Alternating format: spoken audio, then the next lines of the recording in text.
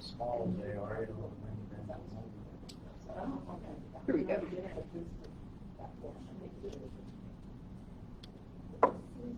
All right. yeah, you got See if I can get it to where I can see the chat.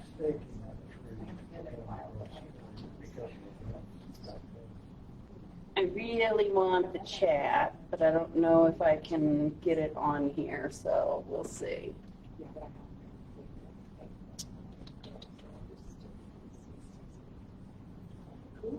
Awesome.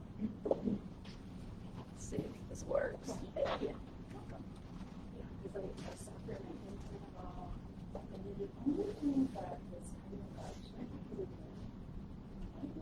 Here we go.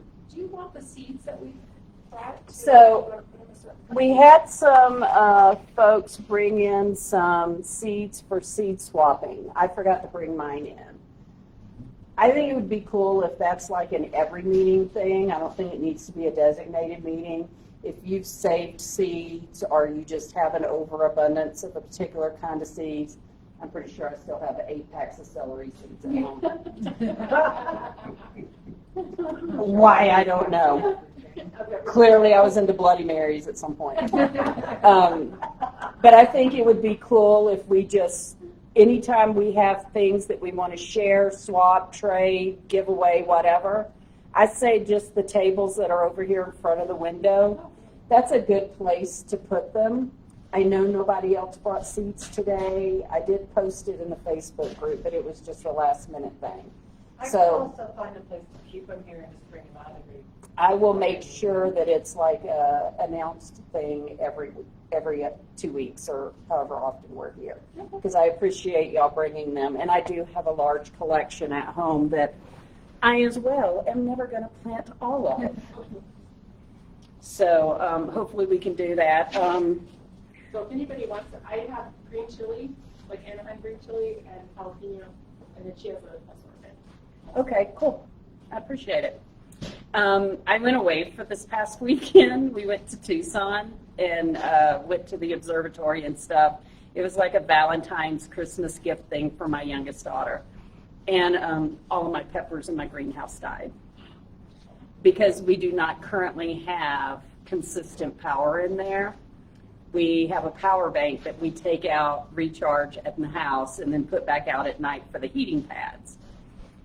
We did get a solar panel, but we did not have time to get it all hooked up yet. So all of my peppers died, and I had to reseed them, and I'm very sad about it. Sorry. 6 of the 8 had sprouted. So I just replanted them yesterday. So hopefully in about 8 or 9 days, I'll have some more. Anybody else have any updates on their seedlings, startings, garden things, anything good, bad? my peppers are about that tall right now. That's cool. I don't have to worry about watering them or heat inside my greenhouse because Yeah. it's a self-heating greenhouse, and I've got a 50-gallon rain barrel elevated, or whether I got a sulfur hose goes around it. I fill it about once a week. The dreams I have for how it's going to be. I'm a lazy person, so I want everything I do to work on its own. So yeah, rain barrel's going to happen with soaker things on timers. Eventually, we just haven't got there yet. It makes it so much easier to where you don't have to watch it, even though I go down there every morning to check. Yeah. I can be gone for 10 days and not worry about my plants, except the ones that grow so fast that. Hi, Jan. Yeah, I think the greenhouse has been cool for me. It's a good experience. I'm still figuring it all out. Would have started seeds a long time ago in there, except that we just got it built. I did start filling up my totes for outside. I did not put any peas in there yet because I was going to start peas in there. But I'll probably wait until this weekend, beginning of next week, to do that, I think. I did a lot of research for our trees and bushes. Found a lot of cool information. I'm going to start with just some stuff that's native to our area. It's not necessarily a fruiting tree or a berry bush.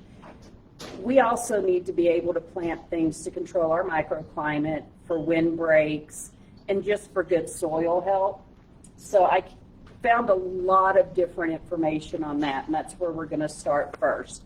In case anybody missed it, there is going to be a drawing for the blueberry bush that so many people yelled and said we cannot grow. But if they sell it here, somebody's got to be growing it. I planted 2 in my greenhouse in pots that I'll move outside whenever the time's right for it and I have things straight. And then Dave also brought something for, what did you bring for the drawing, Dave? That packet there's got 35 Different types of seeds from the seed vault. I may have to put my name in there. I don't know. Let's see how that goes. The resources that I used for this, I tried to find the person that Barbara mentioned that grows trees. I couldn't find it. I've only been here for 4 years. I don't have a lot of contacts. I can Google search things, but I didn't find a way to contact them. So I used the Arizona Native Plant Society website, Stark Brothers Nurseries and Orchards website, and almanac.com, because again, almanac.com has great information. I love their website. They can answer almost every question I have, so I encourage people to use those resources. And I wrote lots of notes because this is a lot of information. The recommended tasks for right now, according to almanac.com and the Arizona website for their stuff, indoor seed starting is still peppers and eggplant. I've never cooked an eggplant in my life. I don't know that I would ever grow one. I'm not saying I wouldn't like it. I don't know what to do with an eggplant. Starting your tomato seeds, that's what I'm going to do next week. Onions and leeks. My onions are doing great. They survived the weekend I was gone. I've never grown a leek, and I don't know that I've ever eaten a leek. Does anybody grow leeks up here? They're mild compared to I've got one left. Okay. They're nice. The Seeds to Supper book said that leeks were not recommended for our area. I'm a firm believer if you control the soil and where they're at and the moisture and all, you can grow anything you want to almost here. I don't think we're going to grow navel oranges, but I'm just saying most vegetables, I think you could figure out a way to grow something. All of your herbs, I started my herbs last week. I had to reseed a bunch, but they are coming up in the greenhouse. And I'm starting all my seeds in the greenhouse this year. I'm not starting any in my house. I don't know if that's going to be an advantage or a disadvantage. We'll find out. Outdoor preparations, it says to prepare and chit your seed potatoes because they can be planted in the ground soon. And it says to direct sow in warmer workable soil. You can direct sow hardy crops like radishes, peas, and spinach. I am going to do peas next week outside of the greenhouse. And I always plant radishes in everything I grow. Like every pot I grow something in has radish seeds in it. So, let's see. These are native plants for here. There is a native mulberry bush, technically a tree. It has moderate water needs, requires full sun or partial shade. It is wind pollinated. They get 12 to 20 feet wide and 8 to 12 feet tall, so it looks like they're wider trees than they are tall, and I would assume that's dependent on the amount of water they get. They do get fruit. It's a purplish red color, It recommends them from 3,500 feet above sea level to 5,000 feet. I tried to keep our list between 5,000 and like 7,000 kind of, because depending on where all of our property is, our elevation kind of runs in between that. I have not seen a mulberry bush for sale anywhere here. I haven't checked at Christopher's, but in my places being out and about, I haven't seen it. But the information I found on it is that our native mulberry is a large shrub to small tree. Plants have either pollen or fruit-bearing flowers, so multiple individual trees are needed for fruit production. If you tried to do the mulberry tree, you would need more than one. A single mature plant can yield a large quantity of fruit. And these can be used to also pollinate other types of mulberry trees. It doesn't just have to be this specific type. They occur along waterways, so reliable watering is essential for success. And it says to try planting them in like a basin area where you have maybe some native grasses or something that grows on its own. So if you had like a wash or something in your property or nearby, it would be a good place. Some people, when they set up their water tanks, they'll set it up so, like if you have a well and you have a water tank to pump into, they'll set up their tanks to dump like once every 2 weeks to flood an orchard area. We haven't set ours up for that yet because I haven't grown a tree yet. But that is a plan that we have, and we have ours piped at the top to be able to do that. I wanted to, you can see a bunch of mulberry trees in St. John. Yeah. I think it would be cool. I don't know that I've ever eaten a mulberry in my life. We would go out and pick the mulberries off the tree at the Chain Center all the time. Nancy, when they, what's over in Mexico having these trees? Oh, the high country garden. I would Yeah, think I so. got you there, yeah. We have some people, for those at home, we have some people in here that are talking about High Country Garden may have mulberry trees that you can buy and that you can find them in St. John's. Is the High Country, is that in St. John's? No, it's in New Mexico. It's in New Mexico. But Okay. they're- We saw a really cool video of a place in New Mexico that is a nursery and has trees and stuff. I can't remember what the name of it was, but it's huge. It's like bigger than a mall. And so I think my husband and I are going to go out there just to look around and see what they have. There's a beautiful one in Flagstaff as well. Okay, we go to Flagstaff about once a month, so. Plants and trees and stuff. Hi, Keisha. Keisha's on and watching. The Anderson's wolfberry or water jacket. I have never heard of this. Don't know what this is. It is a shrub. It has low water needs. So if you're having to have water delivered and stuff and really have to control your water, this might be a berry bush that would be something you could use. Full sun, partial shade. It uses bees and butterflies and hummingbirds to pollinate, so it would be a good pollinator plant. It only gets about 5 feet wide and 5 feet tall, so it's not going to be a large bush. Probably would be good for like a hedge or something. Flowers in January to March and has fruit that's red with small seeds. Its elevation goes from 800 feet to 56,000 or 5,600. So it looks like it could grow in a range of areas. The plant covers southern, western, and northern parts of the state. Like all wolfberries, this plant is particularly notable for its tubular purple flowers and red edible fruits. It's an excellent addition to a wildlife garden.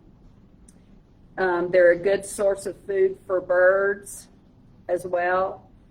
It has separate male and female flowers on the same plant, so you only need one for fruit production.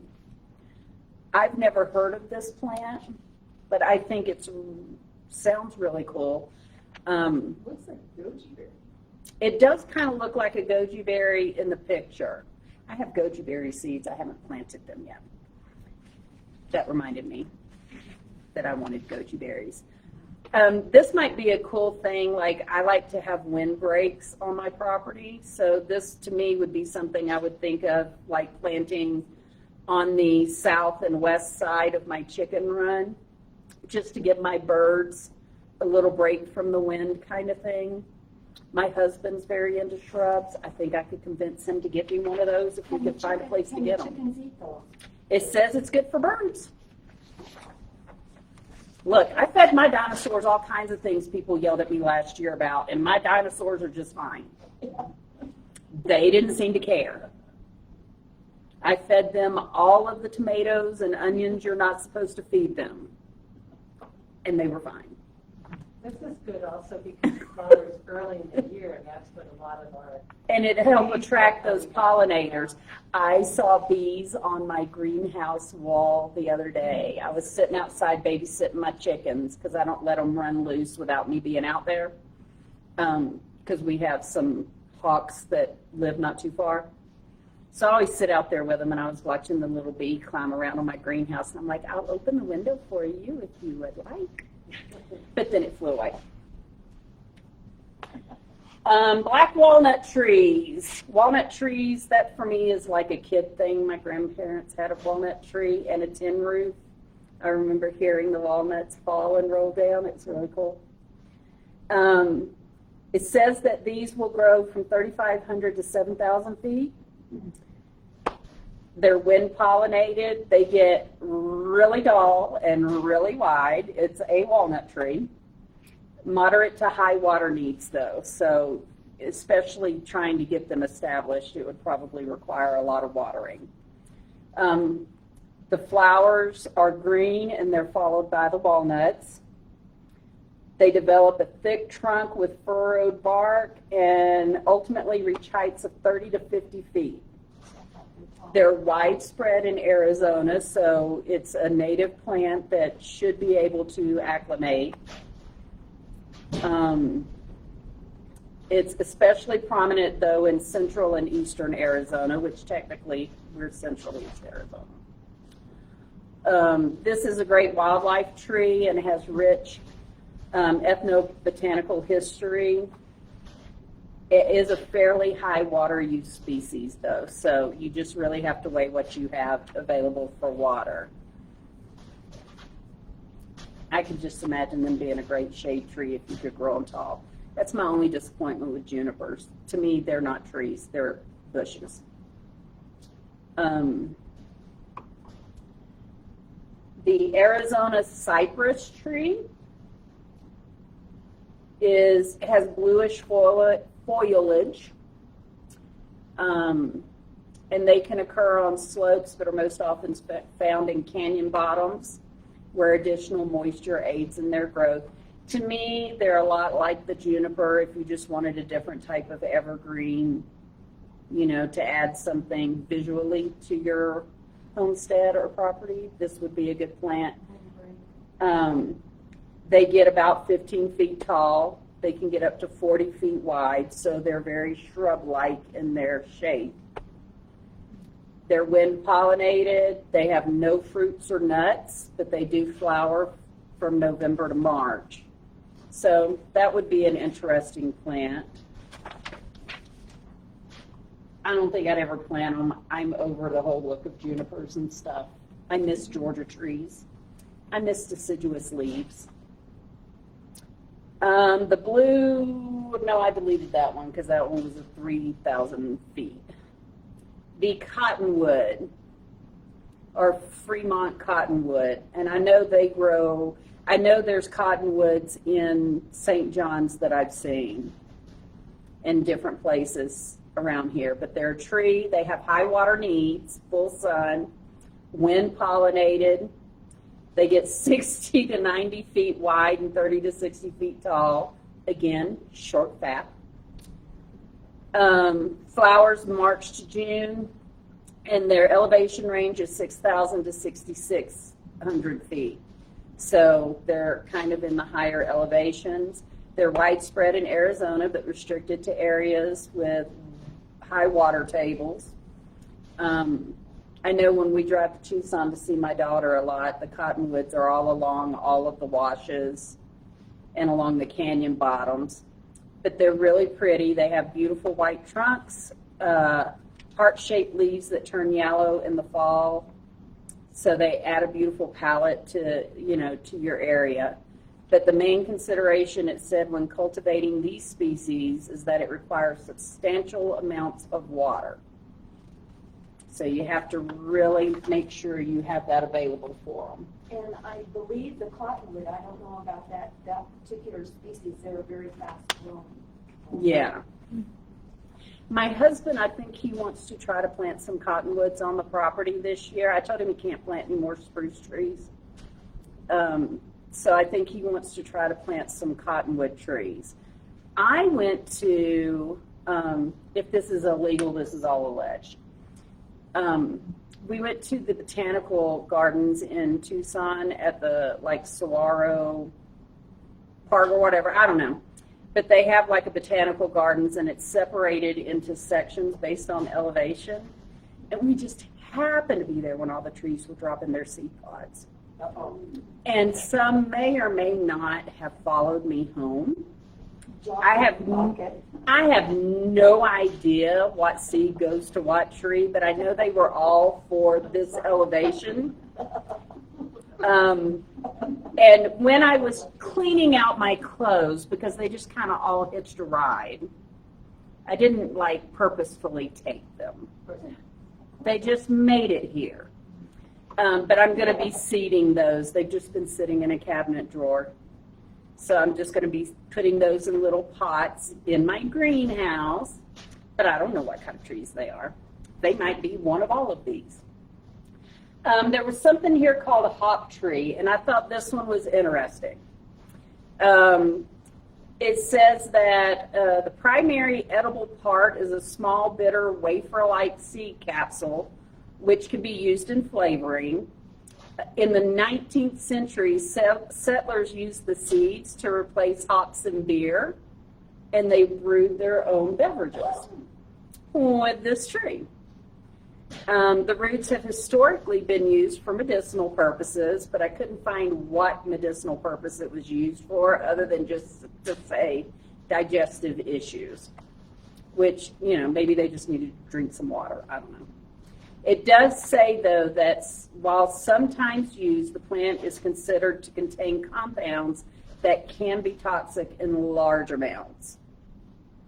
It's generally known for being a bitter aromatic shrub, and its primary safe culinary use is as a brewing ingredient.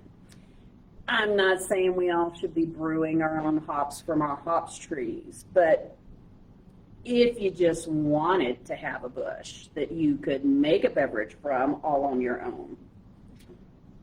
Just saying there's one that's available for us. It flowers in May to June.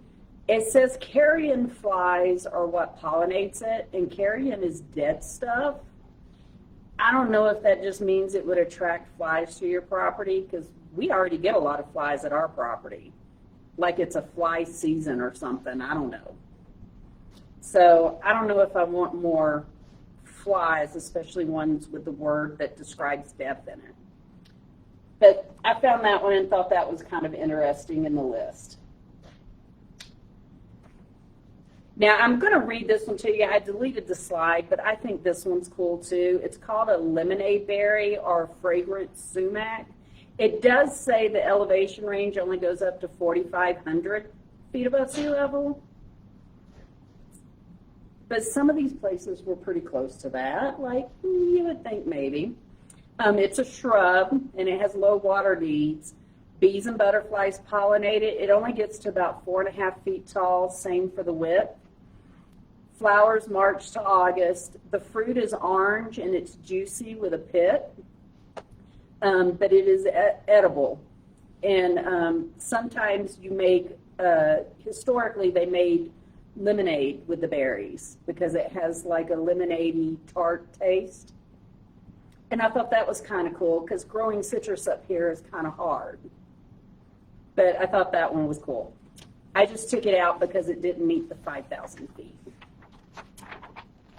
Blackberries is next. So, which one is this? Yeah. They grow in canes, not necessarily bushes or shrubs. They require 1 to 2 inches of water a week. Full sun, plant in early spring. They do benefit from the use of a trellis. My thoughts on it was that I was going to plant, if I plant berries, I'll plant it in a bed that is up against the fencing for my garden area, and I'll just use that as my trellis. You have to prune them after your harvest. That cane that the fruit is on will only produce fruit for 1 season. Once you pull all the fruit off of it, it's good to go ahead and cut that cane off. And it says to fertilize with 10-10-10 twice in the spring, and that's really all it said about its care. For our area, it's best to be in raised beds or in large pots rather than in our native soil.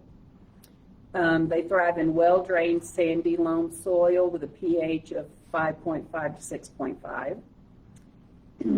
They require full sun, consistent moisture, but struggle in waterlogged or heavy clay soils.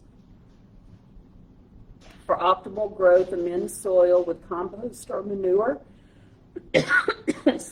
and mulch with wood chips or leaves to maintain the moisture.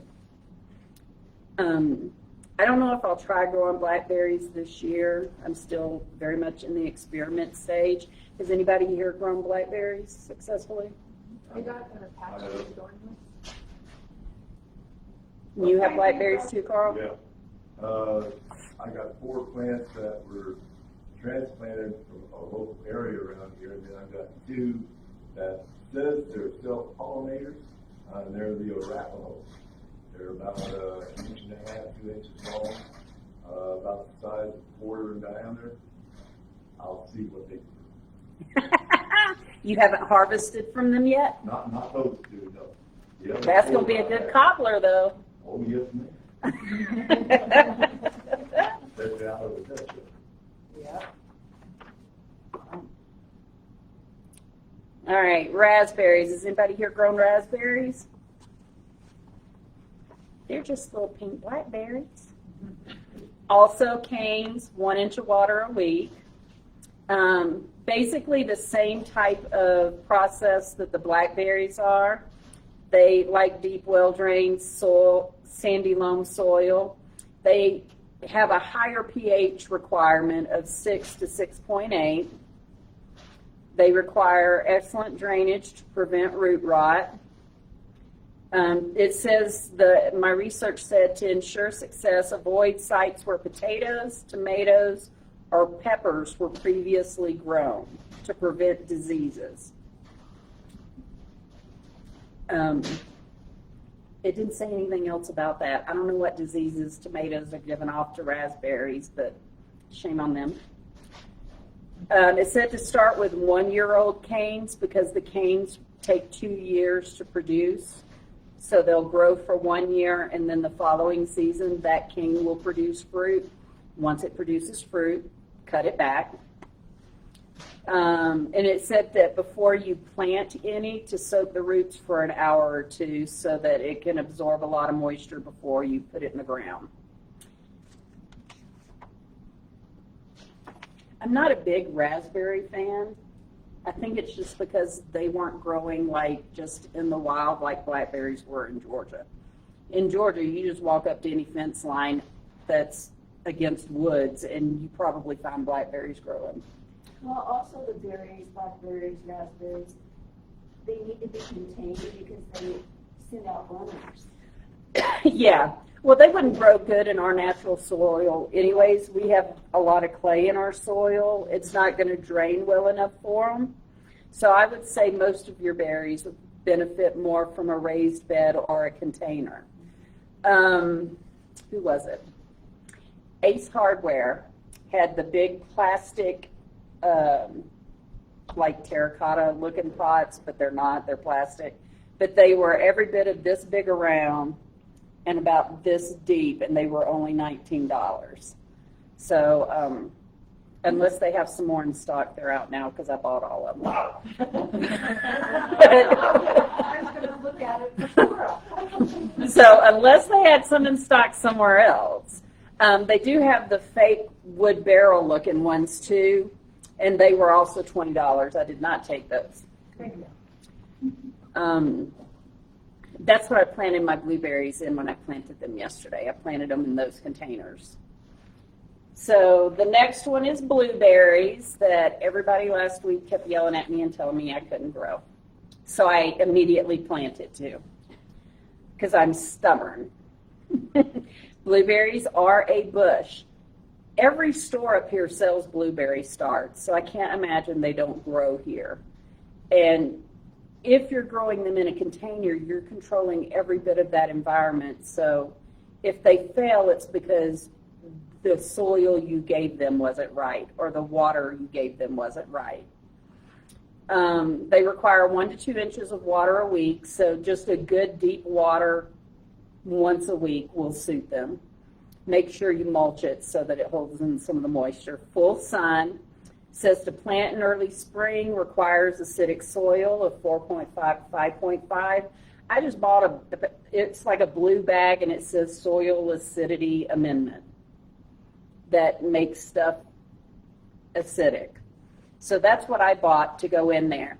I did not put that in the soil when I planted them in the pots. It said to wait a couple of weeks before you add it. I don't know why. That's what the direction said. It says to fertilize it with blueberry-specific fertilizer in early spring and during the fruit setting period. Best in raised beds and large pots.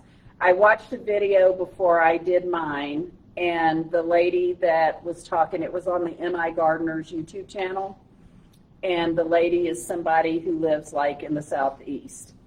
And she, the first time she planted blueberries, she put them in 5-gallon buckets from like a Home Depot or whatever. And they did fine the first year, but the second year they did not have enough space and they died. So a 5-gallon bucket is not enough. You really need to have 12 to 15, 20-gallon size. I'm going to grow them in the pots that I got. I think they're a 12-gallon pot this year, just to see if I can even do it. And then next year I'll probably transplant them into one of my 20-gallon totes like I have outside, and that'll be their permanent home, provided I can make them live. They thrive in pots, making them ideal for small spaces.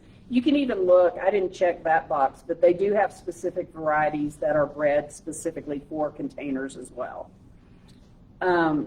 It's said to use a large pot, at least 15 gallons, with good drainage, filled with acidic, peat-free, big word that starts with an E, potting mix. Netting's necessary to protect berries from the birds. Prune in winter to remove dead wood and encourage new growth, which would make it produce even more fruit. I'm looking forward to trying to grow blueberries. I would love it if it works because they're great in oatmeal and just as a snack. Can I ask, I think, Carl, that you said you grow blueberries, or who was it? The plants that I had produced the first year, and then they died. The soil wasn't acidity enough, so I'm prepared this year. Yeah. I was going to ask your expert advice on keeping them alive. I'm because still learning myself. I'm no expert. Okay. You know those pine needles you want to bring home? Use those. Yeah. That helps with the acidity. Yeah. And the other thing, if you don't have one, I happen to, it's in a bag somewhere. Maybe it's in this bag. You can always get like one of these little things to check your pH level. I have never used it. Don't even have batteries in it. My husband got it for me. But I plan on using this to monitor all of my beds this year. I didn't do that last year. Probably could have produce more fruit, bigger fruit, if I had just paid attention. This year, I'm really trying to do my best to be a responsible gardener. We'll see how that goes. We'll see how long that attention lasts. But my husband got me that so that I could specifically test for things. And I think it'll be important to do it for the blueberries.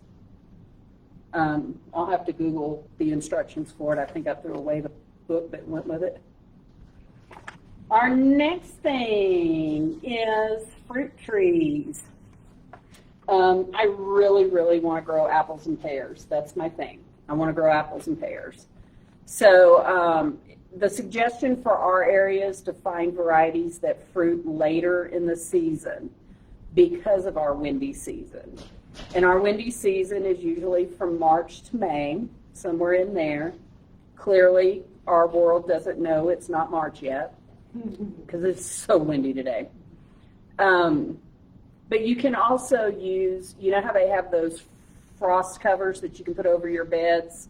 You can also drape those over small trees if you have them to help protect some of the blossoms from blowing away. It's not going to protect all of them, but it will protect most of them, especially the ones on the insides of the tree.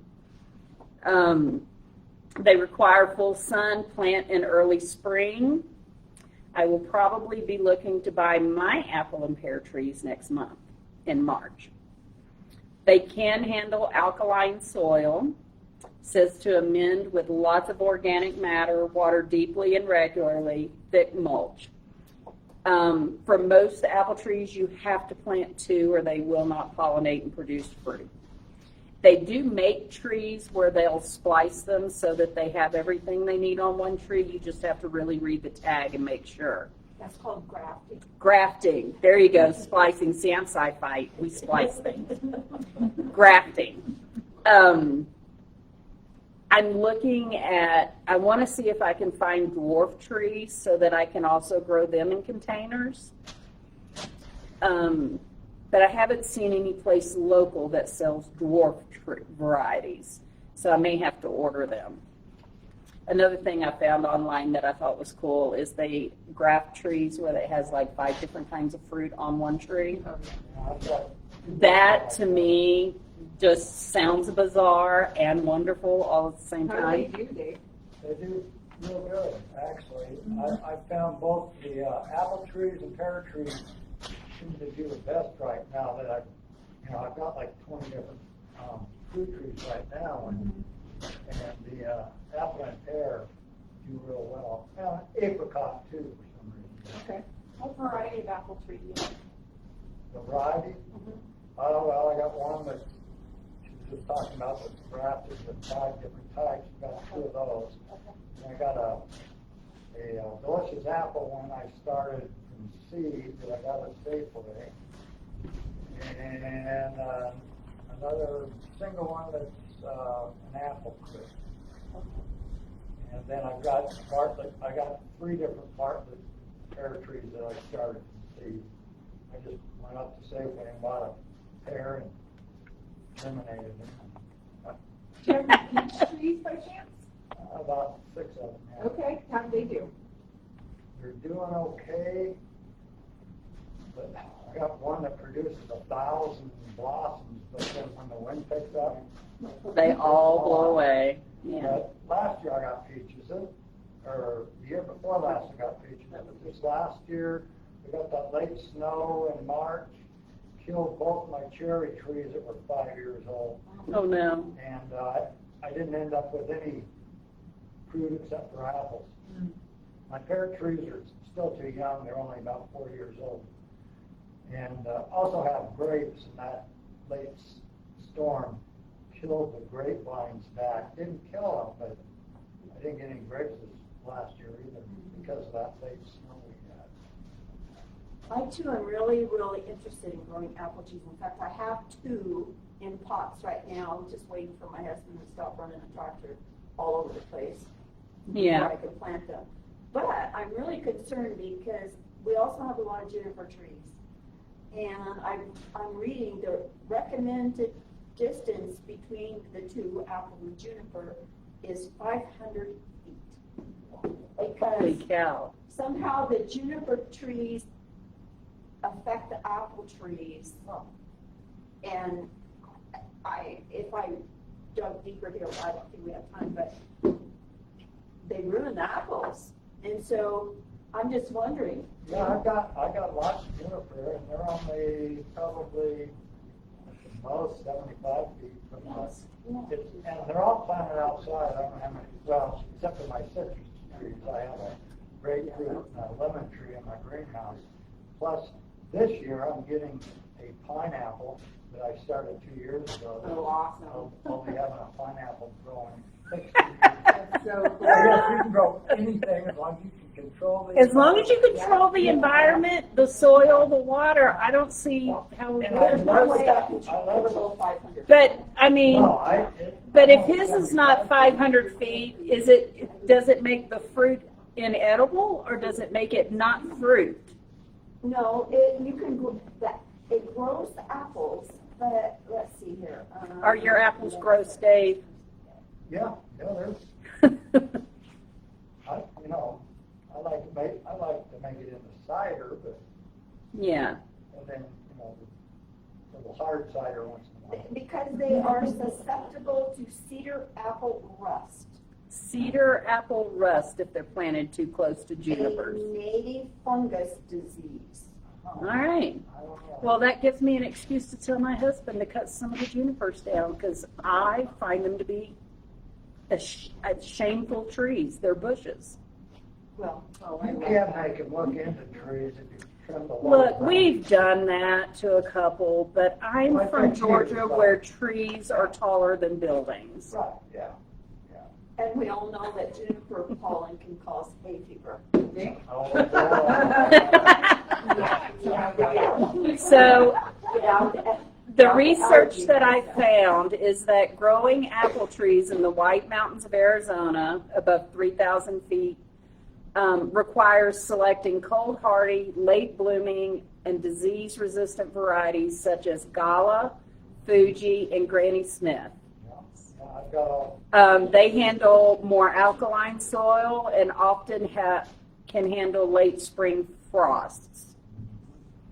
Plant in full sun and well-drained, amended soil. Provide deep, regular watering to manage dry summers, and apply mulch to conserve moisture and protect roots. For bare root trees, soak the roots for 3 to 6 hours before planting, and plant so that the top of the root ball is flush with the soil level. and that's what I started with, was the bare root, and I just bought them up at Lowe's. That's right. Yeah. I think it was in March when I bought them. And it's been 6 years since then. That's exactly what I did. But you have to really dig a big hole if you're going to put them outside because of the way the soil is. And I started off with a couple layers of newspaper and cardboard on the bottom because it gives it more nitrogen, holds in some of the moisture, and then good soil and mulched it. It was probably that deep for every tree. Yeah. I think it took me a month to plant them all because of how big the holes had to be. Because the holes are about, 2 by 2, I guess, for the trees I started out with. Yeah. And We don't have heavy machinery yet. Like, No, it would be an all-day thing to have my husband out there digging holes. Not all in all a bad thing. No, I did it with a I'm just saying, sometimes you got to give them a job, And you need a good pickaxe. Yeah. We have a pickaxe. He can get out there with a pickaxe and go. You just go for a couple hours and dig me a few holes. It'll be fine, honey. It took me a month to plant them. If I can find the dwarf ones, then I'm going to do it in Most buckets. of mine are semi-dwarf or dwarf. And like I said, I got them And you got them at Lowe's? in March. All right. I'll keep my eyes out because I want to find that. Yeah, I just think for me, I have health issues that are going to make mobility an issue at some point. I don't want to have tall trees. I mean, I know you can cut the tops out and control them anyways, but, I'm trying to think of creative ways in which I will always be able to benefit from what I Right. plant. And mine are 4 to 6 years old, and most of them are only 4 to 6 foot tall. Okay, that sounds cool. Depending if it's a dwarf or a semi-dwarf. And you can also espalier. Okay, say that word one more time. Espalier. Espaliate. That's where they grow. You train the branches to go off to the Yeah. sides. I've seen that too. I thought that was kind of cool. Yeah.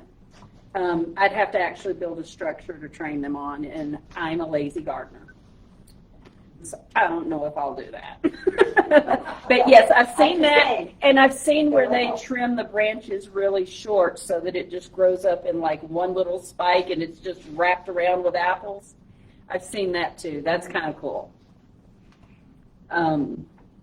The next tree, I'm going to look in March. I'm going to see if I can find some dwarf ones up there. Is the pear tree. And again, these two were first because these are the two that I wanted to do. To find varieties that also set fruit later in the season.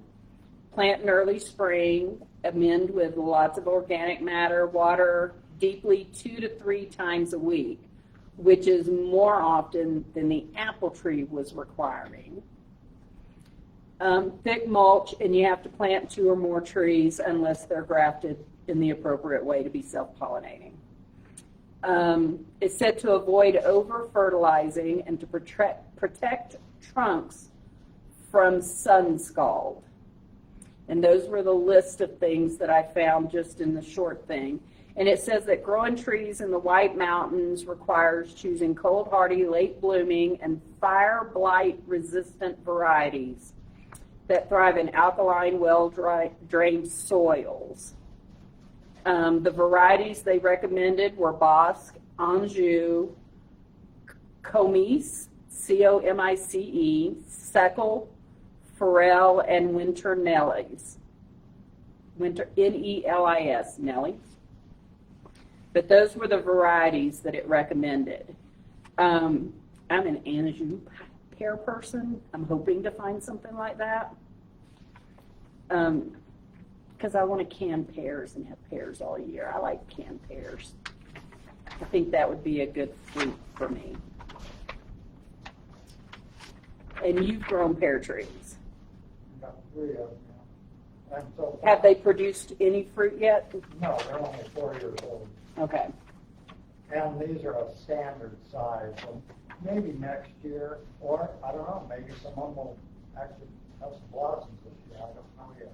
But they're a standard because I bought the fruit from Safeway. And I assume it came from the standard fruit tree. Yeah, probably. You know. Yeah.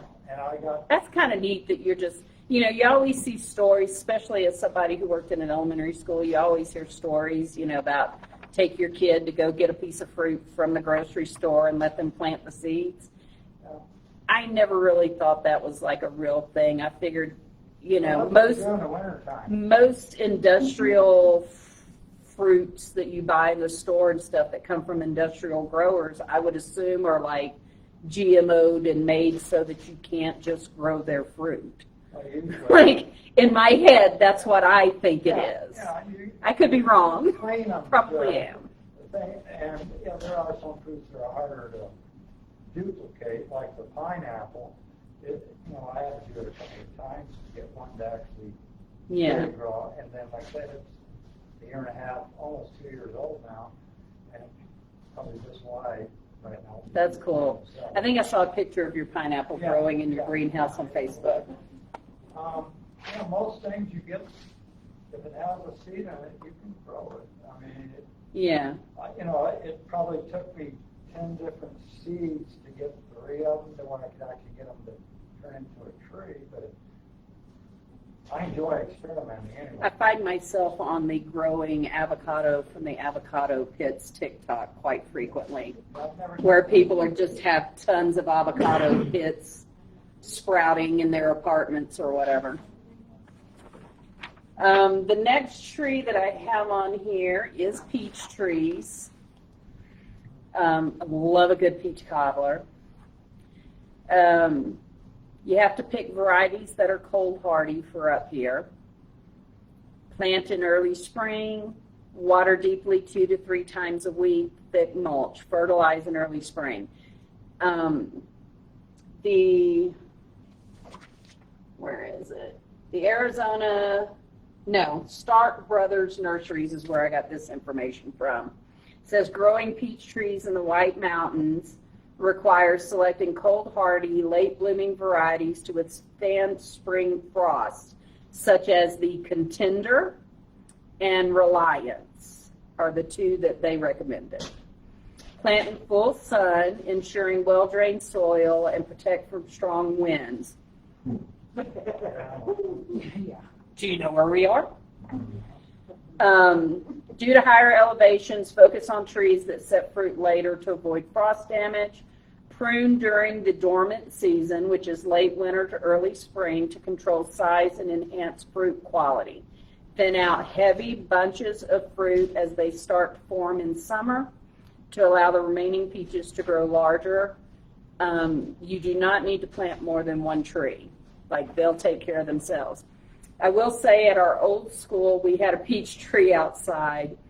And the thing I'm worried about with fruit trees in general up here is everything out here is just trying to live. Like, it's just trying to make it. And I would expect all the birds to be pecking at my fruit if I had fruit trees. Now, what we did in Georgia to discourage animals from getting at the fruit is we took packs of knee-highs, and you just put knee-highs over the baby fruit when they're growing, because animals don't like the feel of the nylon when they try to scratch at it or peck at it or whatever, and they'll leave your fruit alone. And it did work for our little peach trees at the school.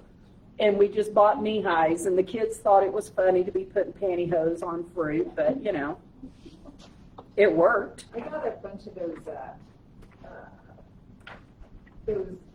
bags that typically you put it over the whole tree, but they only this come, big, yeah, and they're drawstring, and you can just and put they were over the like fruit. 200 on Amazon, super cheap. I used it with my tomatoes last year. Just Ah. dropped them right over the tomatoes because the birds kept getting them, and tightened it down, and when it ripened, took it off.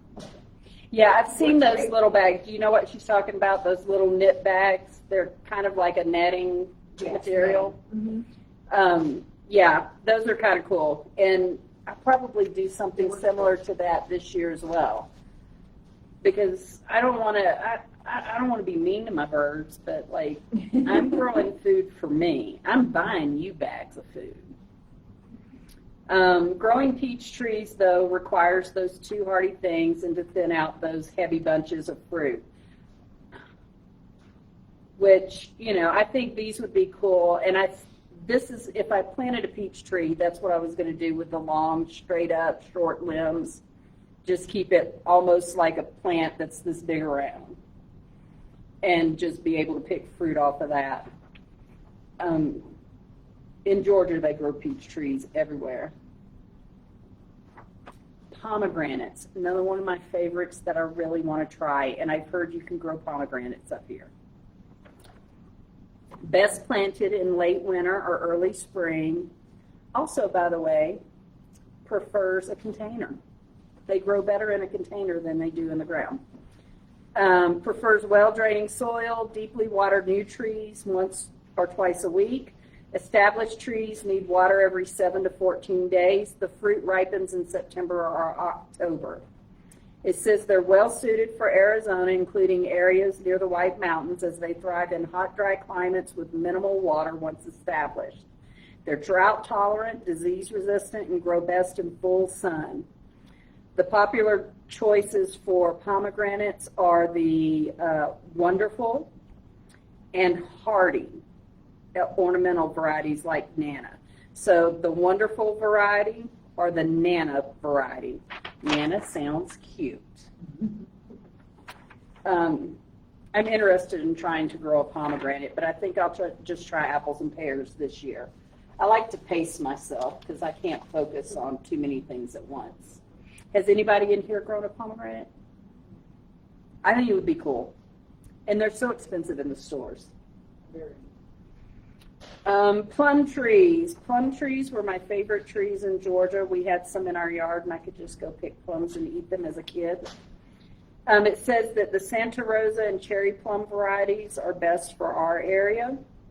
They require full sun and well-drained soil, deep watering, prune annually to maintain a shape, and using compost or mulch to improve the soil structure. And you have to protect them from late frosts, which we do get a lot of late frosts. It says plum trees, particularly cold hardy varieties like Santa Rose and ornamental purple leaf plum, thrive in the White Mountains of Arizona, benefiting from high elevation chill hours, which I'm just now learning what chill hours are. Blueberries require chill hours too. 400 to 600 hour chill hours for blueberries and plum trees.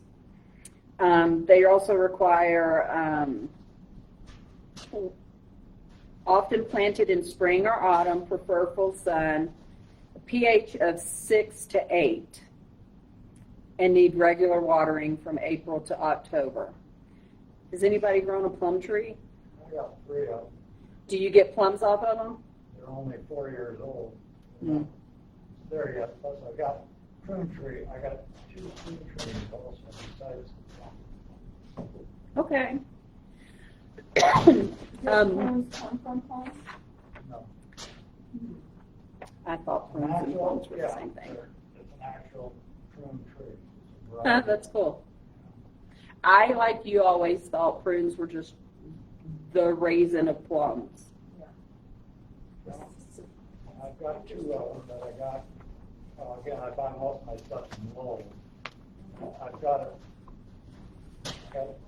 2 plum and I think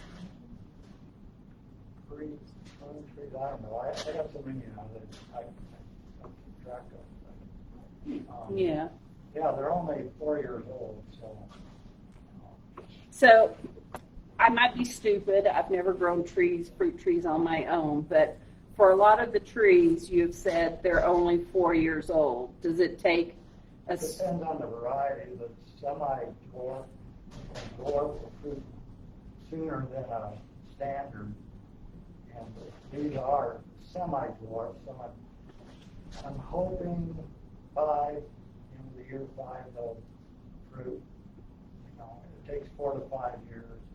But it depends on the environment too. Do you have windbreaks for your orchard area? No, my tree is slowly like that. You got Dr. Seuss fruit trees with a lean and a bend. Yeah, I've got a plan though, because I'm building a structure down below to where I can put some windbreaks around every tree.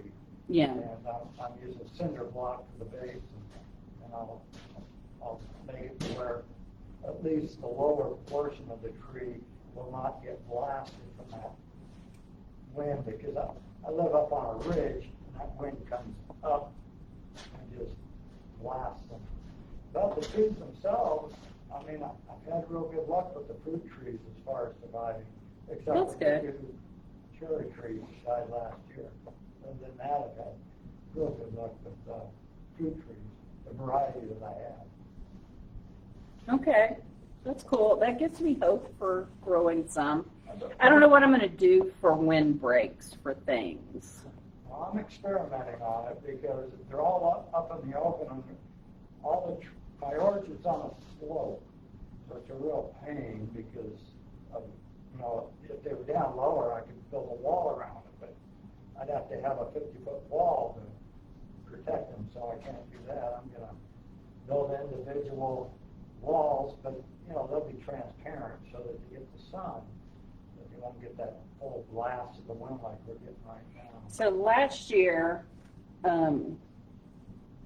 when I was growing in my little totes, and I just did 5 totes because to me, it's all just an experiment from year to year, and I wasn't sure I'd be able to be successful at all.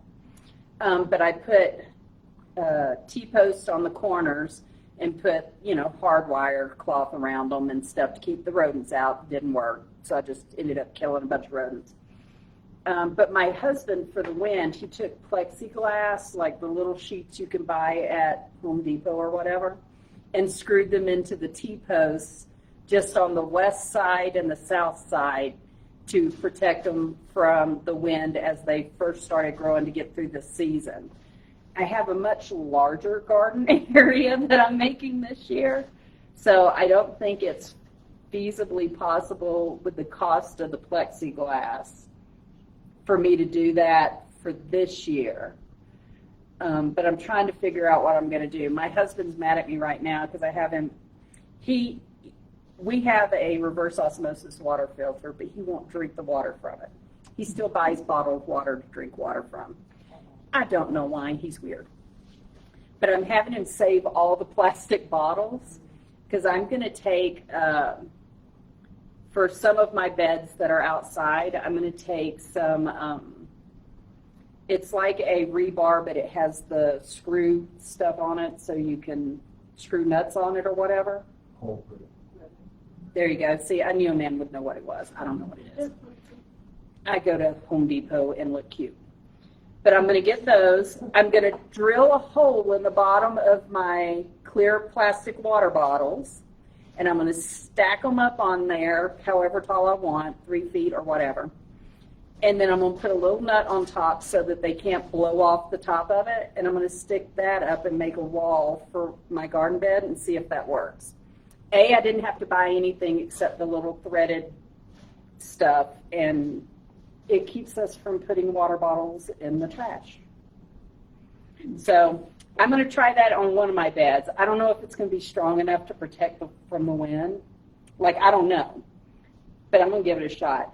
And then the other thing was to use, we have shade cloth on the dog's fence in the backyard to give the dog a little shady area.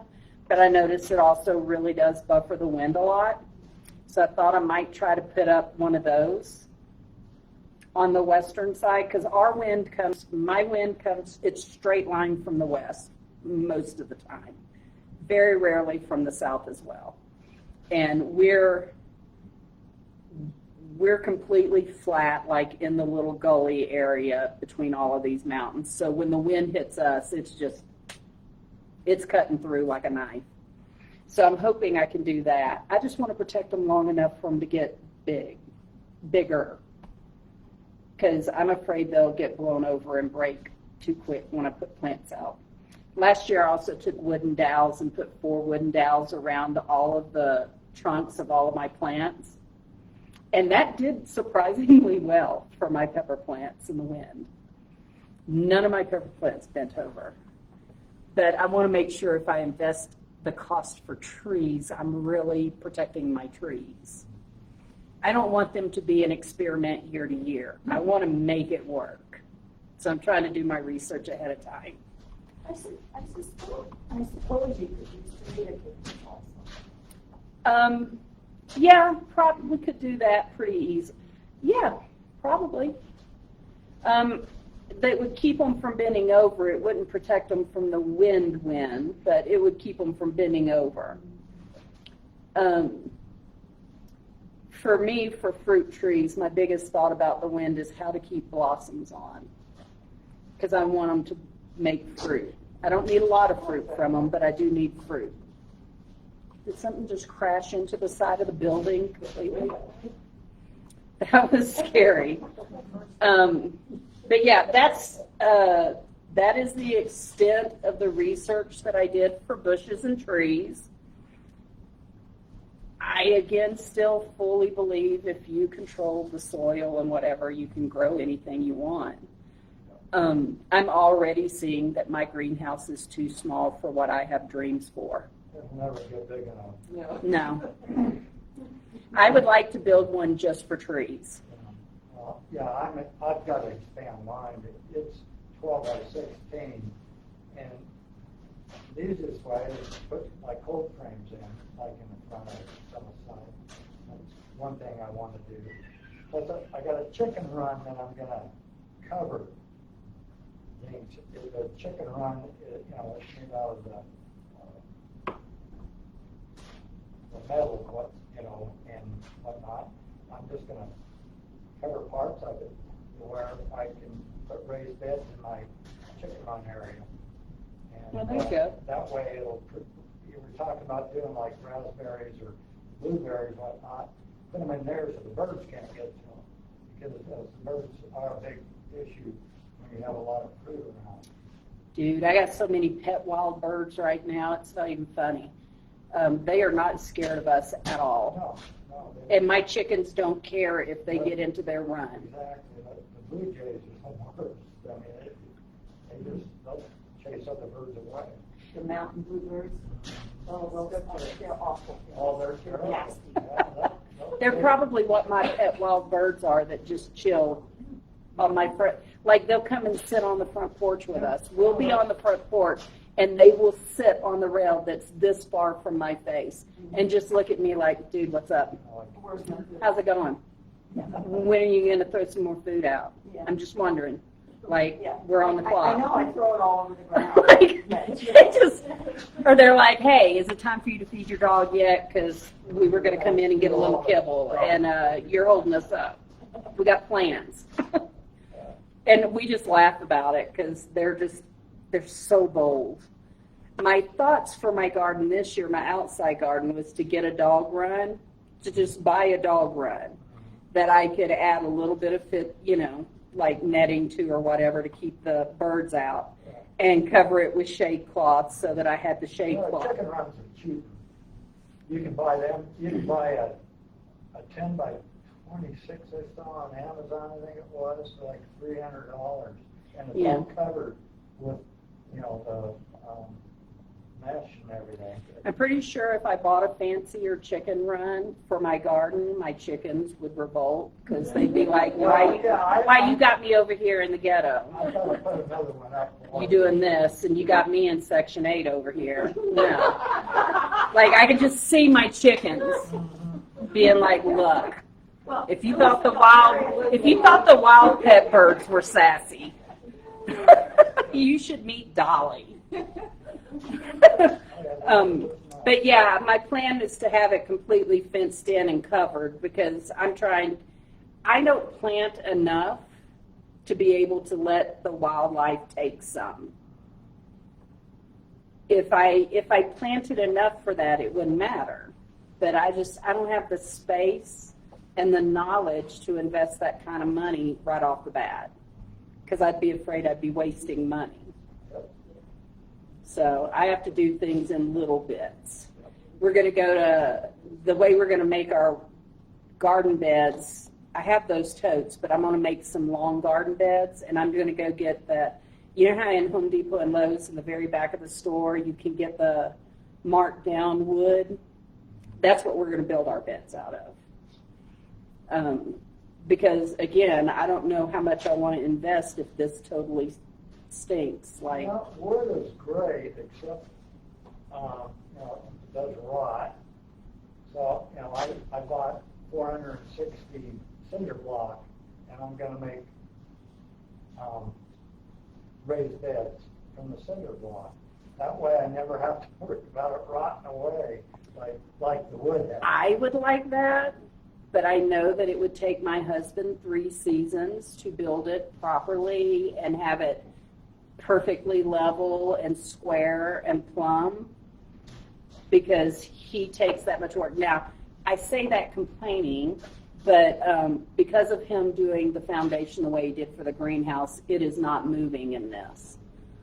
So I have to be a little bit grateful because he did it right, even though it took him 2 months to just do the foundation. Well, I know that. But it's not going anywhere. Whereas I built the chicken run, and I've got to do work on it before our next major snow because it will collapse on my chickens if I don't.